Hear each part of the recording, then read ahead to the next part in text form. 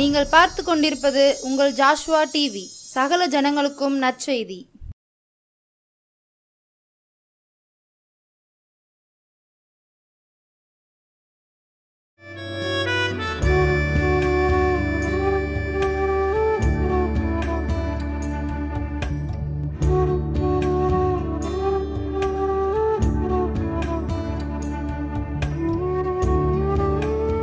TV நேயர்களுக்கும் இயேசு கிறிஸ்துவின் அன்பின் வாழ்த்துதலை தெரிவித்துக் கொள்கிறேன். இந்த எழுப்புதல் நேரத்துக்காக இந்த காணொலி மூலியம் உங்களை சந்திக்க மிக்க மகிழ்ச்சி அடைகிறேன். ஜெபம் இல்லாமா? ஆண்டவரே, உம்மை நன்றியோடு உம்மை துதிக்கிறோம், சோதரிக்கிறேன். ஆண்டவரே, அப்பா, வேண்டுதுக்கும் நினைப்பதுக்கும் நான் அதிகமாக செய்வேன்னு சொன்னீங்களப்பா. அந்த வார்த்தையின்படி ஜெபிக்கிறேன். உங்கள் தெய்வீக பிரசன்னத்து வல்லமைகளை ஒவ்வொருவரையும் மூடுவதாக. இம்மட்டும் காத்த வினசரையும் உம்மை துதிக்கிறேன் ராஜா. அப்பா, ஒவ்வொரு பிள்ளைகளுக்கும் அந்த வார்த்தை இருதயத்தில் கிரியை செஞ்சு அதன்படி வழி நடக்க கிருபை செய்யுங்க ஆண்டவரே. இம்மட்டும் காத்த வினசரையும் துதிக்கிற ராஜா, இனி காத்து வழி நடத்துங்க. இயேசு கிறிஸ்துவின் ஜெபிக்கிறோம் நல்ல பிதாவே, ஆமென். வாசிக்கிறீங்களா? 1 தீமோத்தேயு 1:15. பாவிகளை ரட்சிக்க கிறிஸ்து இயேசு உலகத்தில் வந்தார் என்கிற வார்த்தை உண்மையும் எல்லா அங்கீகரிப்புக்கும் பாத்திரமானது. அவர்களில் பிரதான பாவி நான். வாசி அதுக்குள்ள 16. அப்படி இருந்தும் நித்திய ஜீவனை அடையும்படி இனிமேல் இயேசு கிறிஸ்துவனிடத்தில் விசுவாசமாய் இருக்கிறவர்களுக்கு திருஷ்டாந்தம் உண்டாகும் பொருட்டு பிரதான பாவியாகிய என்னிடத்தில் அவர் எல்லா நீடிய பொறுமையும் காண்பிக்கும்படிக்கு இரக்கம் பெற்றேன். பாருங்க, பாவியை ரட்சிக்க கிறிஸ்து இயேசு உலகத்தில் வந்தார் என்கிற வார்த்தை உண்மை எல்லா அங்கீகரிப்புக்கும் பாத்திரமான அவர்களின் பிதாவான பாவி நான், பிரதான பாவி நான் அப்படி சொல்லி பவுல் எழுதியிருக்கிறாரு தீமோத்தேயுக்கு. என்ன செய்யறாரு? தெளிவாக எழுதியிருக்கிறாரு பாருங்க. அதான் கிறிஸ்து இயேசு எதற்காக நம்ம பாவியை ரட்சிக்க கிறிஸ்து இயேசு இந்த உலகத்தில் வந்தார். ஏசப்பா எதற்காக இந்த உலகத்துக்கு வந்தார் அப்படின்னா, அன்னைக்கு கடைசி பழைய ஏற்பாட்டு காலத்தில் பாவத்துக்காக என்ன செய்கிறார்? பலிகளை செலுத்தினாங்க. அந்த பலிகளை செலுத்தி என்ன செய்ய அந்த பாவத்திலிருந்து ஜனத்தை மீட்க முடியல. பாவம் பெருகிட்டே இருந்துச்சு. அப்போ தான் என்ன செஞ்சார்? சொந்த குமாரனையே என்ன செஞ்சார்? இந்த பூலோகத்துக்கு அனுப்பி பலியிட்டார். பலியிட்டு தான் என்ன செஞ்சார்? அந்த பாவத்துக்காக என்ன செஞ்சார்? அப்படி ரத்தம் என்ன செய்ய சகல பாவத்தையும் என்ன செய்யுமா? சுத்திகரிக்கும் அப்படின்னு சொல்லி வேதம் தெளிவாக சொல்லப்படுகிறது. அதே போல தான் அவர் நம்மளை மீட்கிறதுக்காகத்தான், பாவிகளை ரட்சிக்கிறதுக்கு தான் இந்த பூலோகத்துக்கு வந்திருக்கிறாரு. அவர் பிதாவை சுத்தம் செய்கிறதே எனக்கு போஜனமாக இருக்கிறதுன்னு சொல்லி வேதத்தில் நம்ம வாசிக்கிறோம். அவர் நான் இங்கே வந்ததுக்கு ஒரு நோக்கம் உண்டு அப்படின்னு சொல்லி ஏசப்பா சாட்சி சொல்கிறார் இந்த பூலோகத்தில். அதே போல தான் நம்ம தாயின் கருவில் உருவாகிறதுக்கு முன்னே ஆண்டவர் நம்மளை முன்குறித்தது.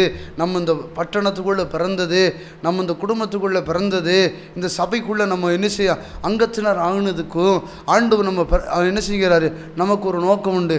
ஏசப்பா அந்த பூலோகத்துக்கு வந்ததுக்கு ஒரு நோக்கம் உண்டு. அப்படின்னா நம்ம இந்த உலகத்துக்கு வந்ததுக்கும், நம்ம இந்த சபைக்கு நம்மளை ஒரு தூணாக கொடுத்ததுக்கும், அதே மாதிரி அந்த குடும்பத்துக்கு நம்மளை ஒரு கருவியாக நம்மளை கொடுத்ததுக்கும் ஒரு நோக்கம் உண்டு. ஆண்டவர் பிதாவின் சித்தம் செய்கிறதே எனக்கு போஜனமாக இருக்குதுன்னு சொல்கிறாரு.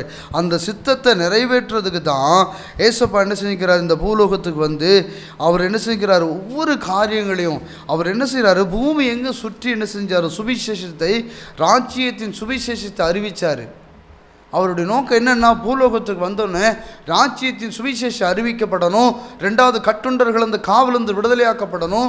அடுத்து என்ன? சாபக்கட்டுகள் முறிக்கப்படணும், பாவக்கட்டுகள் முறிக்கப்படணும், குருடன கண்கள் திறக்கப்படணும், முடவன் நடக்க செய்யப்படணும், திமிர்வாதக்காரனை சுகமாக்கப்படணும். அப்படிங்கிறது என்ன செய்யுது? பிதாவின் சித்தமும் அதுதான், இந்த கிறிஸ்து இயேசுவனுடைய சித்தமும் அதுதான் இருக்குது. அப்போ அதே போல தான் நம்ம பாவத்துக்கு மதித்து நீதிக்கு உயிர் திறந்திருக்கிறோம். அவர் சொந்த பிள்ளையாக நம்ம மாறி இருக்கிறோம். என்னைக்கு மறித்து என்ன செஞ்சுக்கோம்? சல்லத்தில் நம்ம ஞானசானம் கொடுத்துருக்கிறோமோ அன்னைக்கே அவருக்கு சொந்த குமாரனாக மாறிட்டோம். மாறி அவருடைய சித்தம் செய்கிற பிள்ளைகளாக என்ன செய்யணும்? நம்ம மாறும்போது தான் அவர் சொல்கிறாரு, உன்னை ஆசீர்வதிக்கவே ஆசீர்வதிக்கிறேன், உன்னை பெருகவே பெருக பண்ணுறேன் அப்படி சொல்கிறாரு. அப்போ என் கட்டளை கைக்கொள்ள யோசுவாக்கு வாக்கு பண்ணுறாரு. மோசையின் தரிசனம் முடிஞ்ச உடனே யோசுவாக்கு அந்த தரிசனம் வரும்போது சொல்கிறாரு, யோசுவாவே, நீ கால் மிதிக்கு இவ்விடத்தெல்லாம் உனக்கு நான் சொந்தமாக்குவேன். அப்போ நீ அந்த இடத்தெல்லாம் சொந்தமாக்குறதுக்கு நான் அந்த காரியங்களை நான் நடப்பிக்கிறேன்னா, நான் மோசையோடு கூட இருந்தது போல் நான் உன்னோடு கூட இருக்கணும் அப்படின்னா நான் சொல்கிற வார்த்தையை நீ கேட்கும்போது, அதான் சொல்கிறாரு, என் நியாயப்பிரமாண புஸ்தகத்தின்படி நீ வலதுபுறமும் இடதுபுறமும் சாயாதபடிக்கு நீ நடக்கும்போது அதை என்ன செய்யணும், நீ இரவு பகலுமா என்ன செய்யணும், அந்த வேதத்தை நீ அந்த நியாயப்பிரமாண என்ன செய்யணும், நீ தியானிக்கும் போது தான் நான் உன்னோடு கூட பேசி என்ன செய்வேன், உன் காரியங்களை வெளிப்படுத்தி என் வல்லமைகளை வெளிப்படுத்தி இந்த ஜனத்தை பிரயாணப்படுத்தி நான் கானான சுகந்தரிக்க பண்ணுகிற தேவனாய் இருக்கிறேன்னு சொல்லி என்ன செஞ்சாரு, வாக்குத்தத்தம் பண்ணுகிறாரு. அதே போல தான் நமக்கு என்ன செய்றாரு, நம்ம பிதாக்களுக்கு கொடுத்த வாக்குத்தத்தத்தை என்ன நோக்கத்துக்காக ஏசப்பா இந்த பூலோகத்துக்கு வந்தாரோ அதே நோக்கத்தை நிறைவேற்றுறதுக்கு தான் அவர் சொந்த குமாரனுக்கும் அந்த சொந்த குமாரத்திகளுக்கும் நம்ம பாவத்துக்கு மரித்து நீதிக்கு உயிர்த்தெழுது. அதே போல் என்ன செஞ்சிருக்கிறோம், நம்ம ஞானஸ்தானம் பெற்றிருக்கோம், ஜலத்தன ஞானஸ்தானம் பெற்று பரிசுத்தாவின் வல்லமையும் பெற்று உட்கார்ந்துட்டு இருக்கிறோம் அவர் சித்தத்தை நிறைவேற்றுறதுக்கு தான். அப்படிப்பட்டவனுக்கு தான் அந்த அபிஷேகத்தை தந்திருக்கிறாரு. அன்னைக்கு ஈசாயின் மகனை ஆண்டவர் சொல்றாரு, சாமுவேல்கிட்ட கூப்பிட்டு சொல்றாரு, நான் ஒருத்தனை இந்த இஸ்ரவேல் சமஸ்தத்துக்கு ராஜாவா தெரிந்திருக்கிறேன்.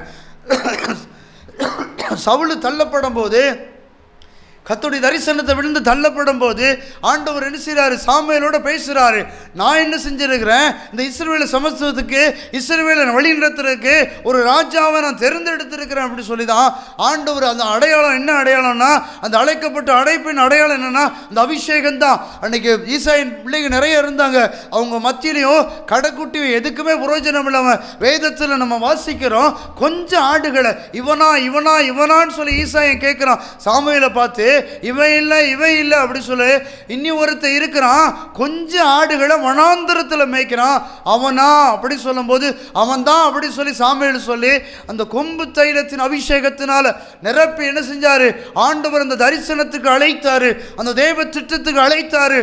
அதே போலதான் அதே அபிஷேகம் தான் நமக்கு கொடுக்கப்பட்ட அழைப்பின் அடையாளம். இன்னைக்கு அநேகர் அந்த அடையாளத்தை பெற்றுட்டு என்ன ஊழியத்துக்கு அழைக்கல, ஆண்டவர் என்னட்ட பேசல, ஆண்டவர் என்ன முன்குறிக்கல, ஆண்டவர் என்ன தேர்ந்தெடுக்கல அப்படின்னு சொல்லி என்ன செஞ்சாங்க, கையை முடக்கி கொண்டு உட்கார்ந்துட்டு இருக்காங்க. அதே போலதான் அனுசரிறார் ஆண்டவர். என்னன்னா ஒவ்வொரு மனுஷனுக்கும் தரிசனத்தை வைத்திருக்கிறாரு. அபுக்குக்குள்ள சொல்றாரு, கடந்த ஓடுகிற வாசிக்கும்படி தீர்க்கமா பலகையில எழுதுன்னு சொல்றாரு. தரிசனத்தை வைத்திருக்கிறேன், என்ன செய்ய குறித்த காலத்தில் தரிசனம் வைத்து இருக்கிறேன், அது தாமதிக்காது, அது தாமதிச்சாலும் அதுக்கு காத்துருது, அதுக்கு நிச்சயமாக விளங்குன்னு சொல்லி வேதத்தில் தெளிவாக எழுதப்பட்டிருக்குது. நம்ம நினைச்சிருக்கிறோம் நம்ம நினைச்சுக்கோம் ஒவ்வொரு மனுஷனை தான் முன்குறித்திருக்கிறாரு, நம்மளெல்லாம் முன்குறிக்கல அப்படின்னு நினைச்சிட்டு இருக்கிறோம். கர்த்தர் என்ன செய்ய பழைய ஏற்பாட்டு காலத்திலே அபுக்குக்கிட்ட பேசுறாரு, எனக்கு தரிசனத்தை வைத்திருக்கிறேன், ஒவ்வொரு மனுஷனுக்கும் தரிசனத்தை வைத்திருக்கிறேன், பிதாவின் சித்தத்தை வைத்திருக்கிறேன், இயேசு கிறிஸ்துவின் சித்தத்தை வைத்திருக்கிறேன்னு சொல்லி ஒரு மனுஷன் வந்து கேட்கிறான், ஆண்டவரே நான் ராஜ்யத்துக்கு போறதுக்கு நான் என்ன செய்யணும்னு சொல்றான். நானே வழியும் சத்தியமும் ஜீவனுமாய் இருக்கிறேன்னு சொல்றாரு. அந்த சத்தியத்தின்படி நடக்கும்போது தான் அவர் என்னை பின்பற்றுகிறவன் பிதாவை பின்பற்றுகிறான்னு சொல்றாரு. நான் இந்த பூலோகத்தில் நான் என்னென்ன செய்து உன்னை நடத்தி வருகிறேனோ அதே போல உன் ஜனத்தை நீ இப்படி நடத்தி வரும்போது தான் நீ ராஜ்யத்தின் பிள்ளையா நீ மாற முடியும், இல்லைனா நீ மாற முடியாது சொல்லிதான் அவனுக்கு உபதேசம் பண்ணுகிறாரு. அதே போலதான் நம்ம ராஜ்யத்துக்குள்ள போகணும், அந்த ராஜ்யத்தில் அவரோட சிங்காசனத்தில் வலது வசத்தில் நம்ம அமரணும்னா அவருடைய சித்தத்தை செய்கிற பிள்ளைகளா, நம்ம அவருடைய திட்டத்தை நிறைவேற்றுகிற பிள்ளைகளா, எதற்காக அவர் நம்மளை தெரிந்தெடுத்திருக்கிறாரோ, எதற்காக என்ன செய்கிறார் முன்குறித்திருக்கிறாரோ அந்த திட்டத்துக்கு நம்ம ஒப்பு கொடுக்கும் போது தான் இவ்வளவா என்ன செய்கிறாரு, நம்ம மேல வச்சிருக்கிற நோக்கத்தை என்ன செய்கிறார் நிறைவேற்றுகிற பிள்ளைகளா நம்ம மாறும்போது தான் அவர் நம்மளோட பெரிய காரியங்களை செய்ய அவர் வல்லமை உள்ள தேவனாக இருக்கிறாரு. வாசிக்கிறீங்களா? யோவான் 3:16. தேவன் தம்முடைய ஒரே பேரான குமாரனை விசுவாசிக்கிறவன் எவனோ அவன் கெட்டு போகாமல் நித்திய ஜீவனை அடையும்படி அவரை தந்தருளி இவ்வளவாய் உலகத்தில் அன்பு கூர்ந்தார். ஒரு மனுஷன் கெட்டு போக கூடாதுன்னு சொல்லி தான் என்ன செஞ்சாராம், இவ்வளவு தூரம் அன்பு கூர்ந்திருக்கிறார். என்ன செய்கிறாரு? தன் கடைசி சொட்டு ரத்தம் வர என்ன செஞ்சுக்கிறாரு? சிந்தி இருக்கிறார். சிந்தி நம்மளை மீட்டிருக்கிறார். என்ன செய்கிறாரு? அவர் நாமத்தில் அற்புதம் நடக்குது, அவர் நாமத்தில் அதிசயம் நடக்குது, அவர் நாமத்தில் என்ன செய்யுது? பிசாசு ஓடப்படுது, அவர் நாமத்தில் கட்டுகள் உடைக்கப்படுது, அவர் நாமத்தில் இயற்கைக்கு அப்பாற்பட்ட விஷயங்கள் என்ன செய்கிறார்? அவர் நடப்பிக்கிற தேவனாக இருக்கிறாரு. அவர் நம்மளை கொண்டு ஏதாவது ஒரு மனுஷன் வேணும். அவர் தெளிவாக சொல்கிறார், நான் உன்னை போரடிக்கிற கருவியாக வைத்திருக்கிறேன்னு சொல்லுகிறாரு. அப்போ ஆண்டவர் ஒன்று முத்திர மோதிரமாக வைத்திருக்கிறேன்னு சொல்கிறாரு. நம்ம வாக்குத்தத்தத்தை பிடிக்கிற பிள்ளைகளாக இருக்கிறோம். ஆனால் வாக்குத்தத்தத்தை நிறைவேற்றுகிற பிள்ளைகளாக நம்ம மாறும்போது தான் ஆண்டவர் நம்மளை கொண்டு பெரிய காரியங்களை செய்ய அவர் வல்லமை உள்ள தேவனாக இருக்கிறாரு. ரோமர் 5ஆம் அதிகாரம் 8வது வசனம். நாம் பாவிகளாக இருக்கையில் கிறிஸ்து நமக்காக மரித்ததினாலே, நாம் பாவிகளாக இருக்கிறதுனால கிறிஸ்து நமக்காக மரித்ததினாலே தேவன் நம்மேல் வைத்த தமது அன்பை விளங்க பண்ணுகிறார். நம் அன்பை விளங்க பண்ணுகிறார். அவர் சொல்கிறார் பாருங்க, ரோமபுரியில் பார்த்துக்கோங்க. அவர் தெளிவாக சொல்கிறாரு. என்ன செய்கிறார்? அவர் அவரோட அன்பை வெளிப்படுத்துறதுக்கு தான் என்ன செஞ்சார்? இவ்வளோ தூரம் நான் உன் மேலே இவ்வளோ அன்பு வச்சுருக்கிறேன், உன் மேலே எவ்வளோ அக்கறை வச்சுருக்கிறேன், நீ எனக்கு வேணும்னு சொல்லி தானே, இந்த கடைசி கால ஊழியத்துக்காக நீ வேணும்னு சொல்லி தானே நான் உன்னை இப்படியெல்லாம் வச்சுருக்கேன், இவ்வளவாய் உன் மேலே அன்பு கூர்ந்திருக்கிறேன், நான் என்ன செஞ்சுருக்கிறேன், உண்மையுள்ள கடவுள் நீ அறிந்து கொள்றதுக்கு தான் என்ன செஞ்சார்? மரித்து 3ஆம் நாள் உயிர் தெழுந்து என்ன செய்ய அவனுக்கு தரிசனமாகனே அப்படின்னு சொல்கிறாரு. எதுக்காக 3ஆம் நாள் தரிசனமாகனா? நீ நம்பணும், நான் உண்மையுள்ள கடவுள்னு நீ நம்பணும் அப்படிங்கிறதான் என்ன செய்ய தேவனுடைய நோக்கமாக இருந்திருக்குது. எது உண்மையுள்ள எகிப்தில் பாருங்கள், அன்றைக்கி இஸ்ரவேல் ஜனங்கள் அடிமைத்தனமாக இருக்கும்போது, அன்றைக்கி வாதிக்கப்பட்ட போது, அன்றைக்கி அடிமைத்தனம் காலையில் எந்திரிச்சு என்ன செய்யணும்? நம்ம சொல்கிற நேரத்தில் வேலை செய்யணும், அவன் கொடுக்குறத தான் சாப்பிட முடியும், நம்ம எந்த அதிகாரத்தையும் பண்ண முடியாது, நம்ம இஷ்டத்துக்கு கூட குளிக்க முடியாது, நம்ம இஷ்டத்துக்கு கூட என்ன செய்ய முடியாது? ரெஸ்ட் எடுக்க முடியாது. அந்த மாதிரி நெருக்கத்தில் இருக்கும்போது தான் அன்றைக்கி ஒரு கூக்குரல் கேட்கப்பட்டுச்சு. கடவுள் இருக்கிறாரா இல்லையா அப்படின்னு சொல்லி ஒரு புலம்பல் கேட்கப்பட போய் தான் அன்றைக்கி மோசையின் காலத்தில் ஆண்டவர் ஒரு மோசையை எழுப்பி என்ன செஞ்சார்? அன்றைக்கி எகிப்துக்கு அனுப்பி என்ன செஞ்சார்? அந்த ஜனத்தை விடுதலை ஆக்கிறதுக்காக என்ன செஞ்சார்?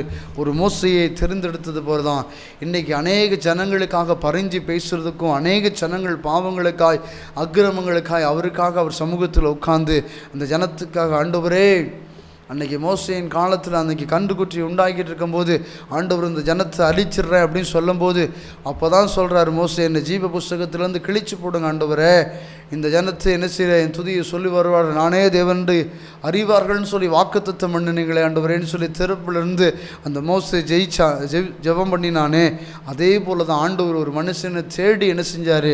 என்ன செய்ய நம்மளை முன்குறித்திருக்கிறார். எவ்வளவாய் நமக்கு என்ன செய்ய நம்ம அவர் இந்த உலகத்துக்கு வந்ததுக்கு ஒரு நோக்கம் உண்டு. ஏசப்பா அந்த உலகத்துக்கு வந்ததுக்கு ஒரு நோக்கம் உண்டுனா, நம்மளும் இந்த உலகத்தில் பிறந்ததுக்கு ஒரு நோக்கம் உண்டு, நம்மளும் அந்த கிராமத்தில் பிறந்ததுக்கு ஒரு நோக்கம் உண்டு. நான் என் வாழ்க்கையில் பார்த்தீங்கன்னா வெந்ததை தின்னா விதி வந்தால் செத்து போயிடுவோம் அப்படிங்கிற வாழ்க்கையில் தான் வாழ்ந்துட்டு இருந்தேன். ஆனால் இப்போ புரியுது, ஆண்டவருடைய ஊழியத்துக்கு வந்த பிறகு ஒரு வாரத்தில் பார்த்தீங்கன்னா ஒரு 10 கட்டாவது 20 கட்டாவது என்ன செய்வனை கட்டு, மாந்துரிய கட்டு, பிசாசின் கட்டு என்ன செய்கிற ஆண்டவர் நிறைய ஜனங்களை காமிக்கிறாரு, விடுதலையாக்குறாரு. இந்த கரத்தை கொண்டு அற்புதங்களையும் அடையாளங்களையும் செய்கிறாரு. என்ன செய்கிற மரித்த தருவான இருக்கிற ஜனங்களை கூட மீட்டிருக்கிறாரு. அவ்வளோதான், டாக்டர்னால் கைவிடப்பட்டு கை கால் இழந்து போய் நடக்க முடியாமல் அவ்வளோதான் முடிஞ்சு போச்சு அப்படின்னு சொல்லி வாழ்க்கையெல்லாம் இழந்து அமர்ந்திருக்கிற ஜனத்து மத்தியில் கொண்டு போய் கர்த்தர் எங்களை பயன்படுத்துகிறார். அதே போல் தான் இன்றைக்கி அறுப்பணைக்கும் வேலையாட்களோ குறைவுன்னு சொல்லி வேதத்தில் சொல்லப்படுகிறது. இந்த ஜனத்துக்காக உங்களை ஏற்படுத்தியிருக்கிறார் ஆண்டவரே. அதான் உன் ஜாதிகளுக்கு ஒன்று ஒளியாய் வைத்திருக்கிறேன், உன் ஜாதிகளுக்கு ஒன்று தீர்க்கதரிசியாக வைத்திருக்கிறேன்னு சொல்லி வேதம் தெளிவாக சொல்லப்படுகிறது. அவர் என்ன நோக்கத்துக்காக ஏசப்பா இந்த பூலோகத்துக்கு வந்தாரோ அதே நோக்கத்தை நிறைவேற்றுறதுக்கு தான் உன்னை தாயின் கருவில் உருவாதுக்கு முன்னே நான் உன்னை முன்குறித்திருக்கிறேன் அப்படின்னு சொல்லி வேதம் தெளிவாக சொல்லப்படுகிறது. அதே போல தான் ஆண்டவர் என்ன செய்கிறார்? உன் ஜாதிகளுக்கு உன்னை தீர்க்கதரிசியாக வைத்திருக்கிறேன்னு சொல்லுகிறாரு. ஆண்டவர் பாருங்க, நம்மளை வச்சு ஒரு பெரிய திட்டங்களை வைத்திருக்கிறாரு. உன் ஜாதிகளுக்கு ஒன்று ஒளியாய் வைத்திருக்கிறேன்னு சொல்கிறாரு. ஆண்டவர் நம்மளை எதற்காக முன்குறித்து அந்த நோக்கத்தை நிறைவேற்றுகிற பிள்ளைகளாக நம்ம மாறணும். ஏசாயா 53 7வது வசனம் வாசிக்கலாமா? 7, 8 வாசிக்கிறீங்களா? ஏசாயா 53. அவர் நெருக்கப்பட்டும் ஒடுக்கப்பட்டும் இருந்தார், ஆனாலும் தம்முடைய வாயை அவர் திறக்கவில்லை. அடிக்கப்படும்படி கொண்டு போகப்படுகிற ஒரு ஆட்டுக்குட்டியைப் போலவும் தன்னை மயிர் கத்தரிக்கிறவனுக்கு முன்பாக சத்தமிடாதிருக்கிற ஆட்டை போலவும் அவர் தம்முடைய வாயை திறவாதிருந்தார். இடுக்கணிலும் நியாய தீர்ப்பிலும் இருந்து அவர் எடுக்கப்பட்டார். அவருடைய வம்சத்தை யாரால் சொல்லி முடியும்? ஜீவனுள்ளோருடைய தேசத்தில் இருந்து அறுப்புண்டு போனார். என் ஜனத்தின் மீறுதல்கள் நிமித்தம் அவர் வாதிக்கப்பட்டார். பாருங்க, வசனம் தெளிவாக சொல்லப்படுது. பாருங்க, ஏசாயா 53 7வது வசனம் சொல்லப்படுது. அவர் நொறுக்கப்பட்டு ஒடுக்கப்பட்டிருந்தார், ஆனாலும் தம்முடைய வாயை அவர் திறக்கவே இல்லை. அடிக்கப்பட்டு கொண்டு போகப்படுகிற ஒரு ஆட்டுக்குட்டியைப் போலவும் தன்னை மயிர் கத்திரிக்கிறவனுக்கு முன்பாக சத்தமிடுகிற ஆட்டை போலவும் சத்தமிடாமல் அவர் தம்முடைய வாயை திறவாதிருந்தார். என்னன்னா, பிதாவின் சித்தம், அவருடைய நோக்கமே, இயேசுவோட நோக்கமே பிதாவுடைய சித்தத்தை செய்து நிறைவேற்றணும். அது எந்த பிழையும் வந்துடக்கூடாது. எப்படியாவது நிறைவேற்றி என்ன செய்யணும்? ராஜ்யத்தை என்ன செய்யணும்? நான் உண்மையுள்ள கடவுள்னு சொல்லி பிதா இருக்கிறேன்னு சொல்லி மோசைக்கு வாக்குத்தத்தம் பண்ணினது போல, மோசையின் காலத்தில் வாக்குத்தத்தம் பண்ணினது போல சொந்த குமாரனை பலியிட்டிருக்கிறாரு. என்ன நோக்கத்துக்காக பலியிட்டிருக்கிறாரு பாருங்க. அதே போல தான் ஆண்டவர் பாருங்க, அடிக்கப்பட்டிருக்க இடுக்கணின் நியாய தீர்ப்பினாலும் இந்த அவர் எடுக்கப்பட்டார். அவருடைய வம்சம் யாராலும் சொல்லி முடியாது. ஜீவனுள்ளோடு தேசத்திலே அறுப்புண்டு போனார். என் ஜனத்தின் மீறுதலின் நிமித்தம் அவர் வாதிக்கப்பட்டார். என் ஜனத்தின் மீறுதலின் நிமித்தம் வாதிக்கப்பட்டார். பாருங்கள், வாரிப்பிக்கப்பட்ட விக்கிரகத்தினாலையும் வேசித்தனத்தினாலும் காமவிகாரத்தினாலும் கொலை பாதகத்தினால் என்ன செஞ்சார்? அந்த பாவம் நிவர்த்தி ஆகணும் அப்படிங்கிறதுக்காக அவர் அடிக்கப்பட்ட ஆட்டை போல் என்ன செஞ்சார்? சத்தமிடாதபடிக்கு, வாய் திறக்காதபடிக்கு. அவருடைய நோக்கமே என்ன அப்படின்னா, அவருடைய சித்தத்தை நிறைவேற்றி முடிக்கணும் அப்படிங்கிறது தான் அவருடைய நோக்கம். அப்போ ஏசப்பா எதற்காக இந்த பூலோகத்துக்கு வந்து அவர் பிதாவின் சித்தம் செய்கிறதே எனக்கு போச்சணும் அப்படிங்கிறது போல், அதே போல் நம்ம எதற்காக பிடிக்கப்பட்டோம், எதற்காக ஞானஸ்தானம் பெற்றோம், எதற்காக அபிஷேகம் பெற்றோம், எதற்காக நம்ம கர்த்தருடைய வார்த்தை நம்ம காதில் தொனிக்கப்படுகிறது, கர்த்தர் நம்மளோடு எதற்காக தரிசனமாகிறாரு, எதற்காக ஆண்டவர் நம்மளை 3 நாளைக்கு முன்னால் நடக்க போகிற காரியங்களை நமக்கு தரிசனம் மூலியம் ஆண்டவர் நமக்கு வெளிப்படுத்துகிறாரு அப்படிங்கிறத நம்ம என்ன சிந்தித்து நடக்கும்போது தான் நம்ம கர்த்தர் நம்மளை எதற்கு முன்குறித்திருக்கிறாரு அப்படிங்கிறத நோக்கம் என்ன செய்யும்? நமக்குள்ளே வெளிப்படும். நம்ம எதுவுமே நினைச்ச வெந்ததுன்னா விதி வந்தால் போயிடுவோம் அப்படிங்கிற நோக்கத்தில் உட்கார்ந்தோம் அப்படின்னா கர்த்தருடைய வசனம் தெளிவாக சொல்லப்படுகிறது. நல்ல கனி கொடாத மரமெல்லாம் வெட்டுண்ட அக்னியில் போடப்படுகிற காலம் வரப்போகிறது. நம்ம நல்ல கனி கொடுக்கலன்னா நம்ம இருக்கடம் தெரியாமல் இல்லாமல் போயிடுவோம். இன்றைக்கி வேதத்தில் அநேகரை நம்ம பார்க்கலாம். கர்த்தருடைய தரிசனத்தை விட்டு சிம்சன் விலகும்போது அவனோட சரித்திரம் அதோடு முடிஞ்சு போச்சு. அதே போல் சவுலோட வாழ்க்கையில் பாருங்கள், கர்த்தருடைய தெய்வத்தை திட்டத்தை விலகி போகும்போது அவனுடைய மரணம் என்ன செஞ்சு? அவான மரணமாக இருந்துச்சு. மோசையின் காலத்தில் எங்கே மரிச்சார், எடுத்துக்கொள்ளப்பட்டாரா மரிச்சாரான்னு தெரியல. வேதத்தில் அதோடு முடிஞ்சிச்சு. அவாளமாக மரணமாக சாகலை. ஆண்டவர் பாருங்கள், அப்படி ஒரு வாழ்க்கை நம்ம வாழ்ந்துடக்கூடாது. நம்ம வாழ்கிற வாழ்க்கை புரோஜனமான வாழ்க்கை வாழணும். ஆண்டவர் எவனுக்கு அதிகமாக கொடுக்கப்படுகிறதோ அவன்கிட்ட அதிகமாக கேட்கப்படும் சொல்லி வேதம் தெளிவாக சொல்லப்படுகிறது. எவன் கர்த்தருடைய வார்த்தைகள் அநேகமாக கேட்குறானோ, ஆண்டவர் சமூகத்தில் எவன் அதிகமாக உட்கார்றானோ அவன்கிட்ட அதிகமாக கேட்கப்படும். நீ எனக்கு என்ன செஞ்ச அப்படின்னு கேட்பார். அப்போ ஆண்டவர் பாருங்கள், எதற்காக இந்த உலகத்துக்கு வந்தாரோ அந்த நோக்கத்தை, அவருடைய நோக்கத்தை நிறைவேற்றுறதுக்கு வாசிக்கலாமா? 1 தீமோத்தேயு 24வது அதிகாரம் 4வது வசனம். 2வது அதிகாரம் 4வது வசனம்.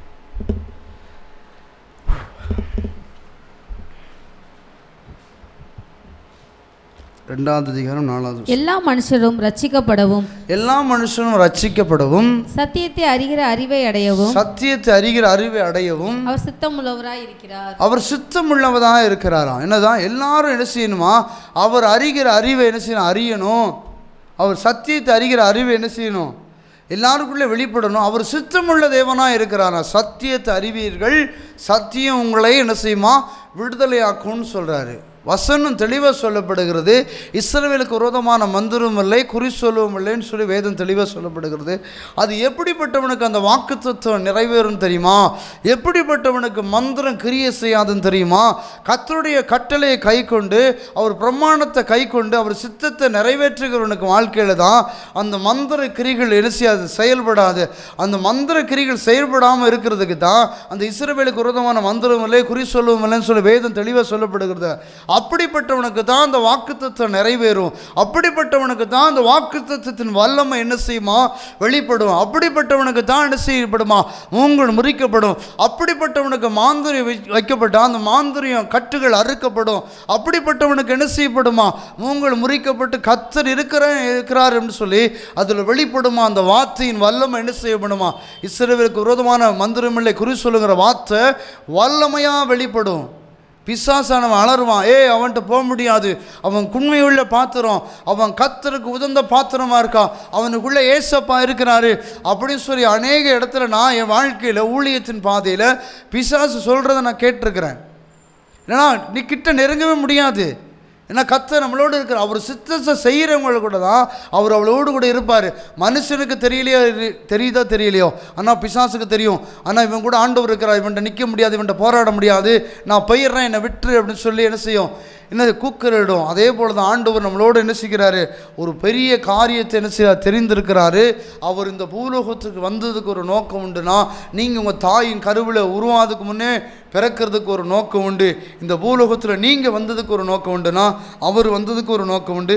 அவர் வந்ததுக்கு ஒரு நோக்கம் உண்டுனா, நீங்கள் வந்ததுக்கும் ஒரு நோக்கம் உண்டு. ஜெபம் இல்லாமல் அந்த எழுப்புதல் நேரத்துக்காக ஆண்டவரே உம்மை நன்றியோடு உம்மை துதிக்கிறேன், ஸ்தோத்திரிக்கிறேன் ஆண்டவரே.